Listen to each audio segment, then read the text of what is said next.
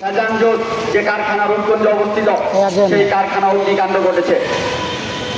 সেই অগ্নিকাণ্ডের 54 জন শ্রমিকের মৃত্যুবরণ করেছে।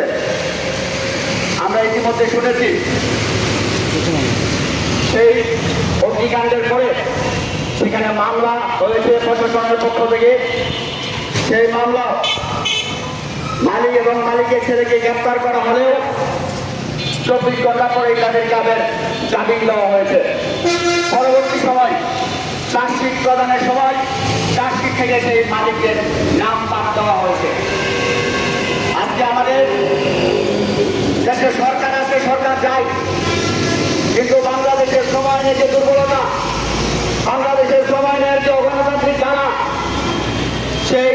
সেই দুর্বলতা কোন সরকার সে জায়গায় হাত দেয় না। বরং আমরা দেখেছি যতদিন যাচ্ছে ক্রমান্বয়ে সময়ের ধারা উপধারা সেখানে মালিকদের পক্ষে তারা নিয়ে যাচ্ছে। তারা ঘুরে ফিরে সময়ের মধ্যে মালিকদেরকে কিভাবে রক্ষা করা যায়, পুঁজিপতিদেরকে কিভাবে রক্ষা করা যায়, বড়দেরকে কিভাবে রক্ষা করা যায়, সেই আইন তারা আজকে পাস করছে। আমরা দেখেছি সময়ে 2 লক্ষ টাকা ক্ষতিপূরণ দেওয়া হয়েছে। আমরা আমাদের সংগঠন সমাজতান্ত্রিক শ্রমিক ফ্রন্ট, গার্মেন্টস শ্রমিক ফ্রন্ট এর পক্ষ থেকে আমরা গত 20 বছর যাবৎ এই দাবিটি আমরা তুলছি। 2 লক্ষ টাকা একটা মানুষের মৃত্যুজনিত ক্ষতিপূরণ হতে পারে না, কারণ একজন শ্রমিক তার পরিবারের জন্য জীবিকা সংগ্রহ করতে গিয়ে সেখানে মৃত্যুবরণ করেছে। আমরা যদি তাকাই ব্রিটিশ আমলের দিকে, আমরা জানি সারা পৃথিবীতে ব্রিটিশদের শাসন ছিল 200 বছর। আমরা সেই সময় দেখেছি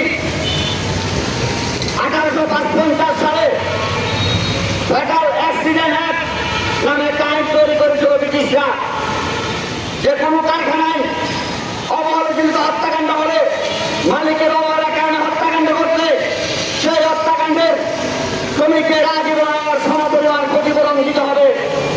তার মানে সে যতদিন কাজ করবে, বেঁচে থাকবে, সে কত বছর কাজ করত সেই অনুযায়ী তার ক্ষতিপূরণ নির্ধারণ করা হবে।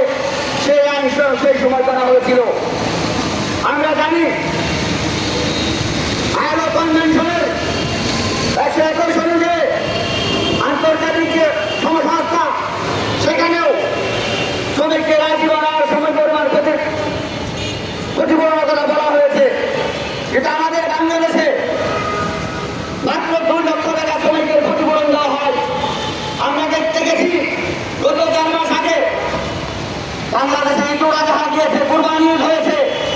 আমাদের দেশের মালিকরা 10টা 12টা 20টা করে কুরবানি দিয়েছে। একটা গরুর দাম 3 লাখ 4 লাখ 5 লক্ষ টাকা। তার মানে বাস্তবতা হচ্ছে মালিকদের কাছে একজন শ্রমিকের মৃত্যুর জীবন একজন বছর সে কম।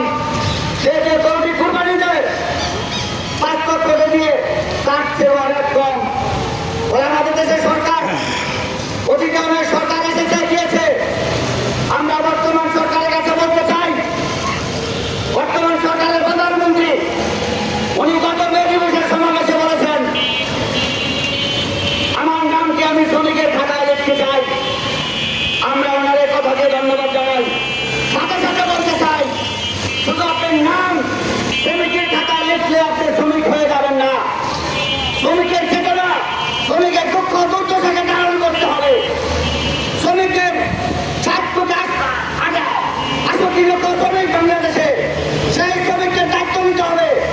বাংলাদেশের সমাজকে সমবান্ধব সমাজে পরিণত করতে হবে। এবং আজকে আমাদের দেশের মালিকরা যে জন্য হত্যাকাণ্ড করিয়েছে, গবন্ধে আগুনের পরে বয়লার বিস্ফোরণে, তাদের বিরুদ্ধে ব্যবস্থা নিতে হবে। এবং ভবিষ্যতে এই ধরনের গণ হত্যাকাণ্ড যাতে না ঘটে সেই সতর্কবার্তা দিতে হবে। এবং সময়ে আপনারা জানেন ন্যূনতম মজুরি ঘোষণা করা হয়েছিল 2023 সালের ডিসেম্বর মাসে। তখনকার সময় শেখ হাসিনা সরকার ক্ষমতায় ছিল। আমরা দেখেছি সেই সরকারকে মজুরির আন্দোলন দমন করার জন্য এমন কোন কাজ নাই যে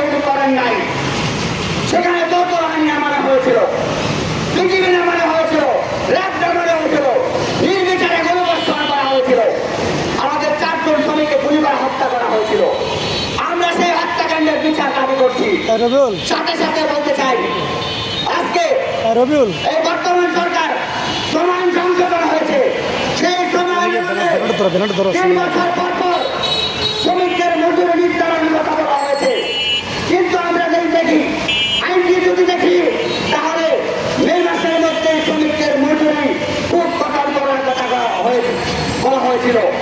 তাহলে আজকে জুলাই মাস এখন পর্যন্ত মজুরি বোর্ড গঠন করা হয় নাই। আমাদের দেশে জাতীয় ন্যূনতম মজুরি বোর্ড নাই। আমরা আমাদের সংগঠন সমাজতান্ত্রিক শ্রমিক সংঘের পক্ষ থেকে বলতে চাই অবিলম্বে জাতীয় ন্যূনতম মজুরি বোর্ড গঠন করতে হবে এবং ন্যূনতম মজুরি 30,000 টাকা ঘোষণা করতে হবে। ইতিমধ্যে সরকারি পে স্কেল ঘোষণা করেছে। সরকারি যে পে স্কেল সেই অনুযায়ী একজন পিয়ন বেতন পাবে 41 থেকে 42,000 টাকা। আমরা বলতে চাই যে শ্রমিকরা উৎপাদনের সাথে যুক্ত, সেই শ্রমিকরা বাংলাদেশের অর্থনীতির চালিকা শক্তি ঘোরাচ্ছে, সেই শ্রমিকদের বেতন তার চেয়ে কম হবে না, বরঞ্চ বেশি হবে, সেই প্রত্যাশা আমরা সরকারের কাছে রাখতে চাই। সে আহ্বান জানিয়ে আমি আমার বক্তব্য শেষ করছি। দুনিয়ার মধ্যে রাখো।